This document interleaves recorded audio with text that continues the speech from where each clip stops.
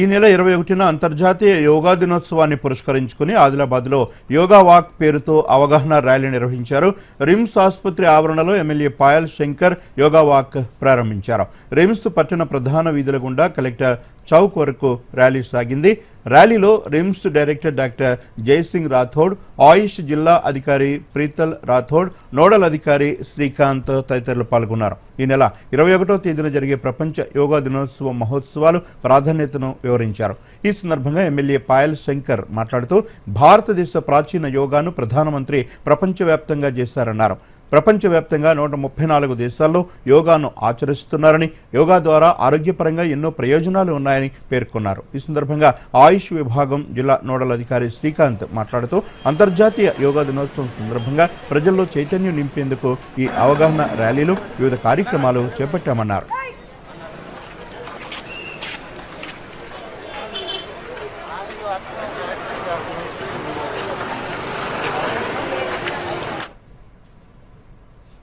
ఈరోజు యోగా దినోత్సవాన్ని దాదాపు 134 దేశాలు యోగా దినోత్సవాన్ని జరుపుకునేటటువంటి పరిస్థితి భారతదేశం తీసుకువచ్చింది. కాబట్టి ప్రపంచ దేశాలన్నీ భారతదేశాన్ని అనుకరిస్తున్నటువంటి సమయంలో ఈ దేశంలో పుట్టినటువంటి యోగా గురించి మనమంతా కూడా తెలుసుకోవాల్సినటువంటి అవసరం ఉంది. దినమంతా ఎన్ని కార్యక్రమాలున్నా, మనిషి ఎంత బిజీ షెడ్యూల్ ఉన్నప్పటికీ మన ఆరోగ్యం కొరకు, మన కొరకు రోజు కనీసం 1 గంట, అది వ్యాయామం కావచ్చు, యోగా కావచ్చు, ఇటువంటి కార్యక్రమాలకు ప్రతి ఒక్కరం కూడా సమయం కేటాయించవలసిన అవసరం ఉంది.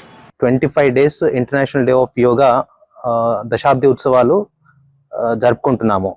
దానిలో భాగంగా వివిధ కార్యక్రమాలు ఉన్నాయి.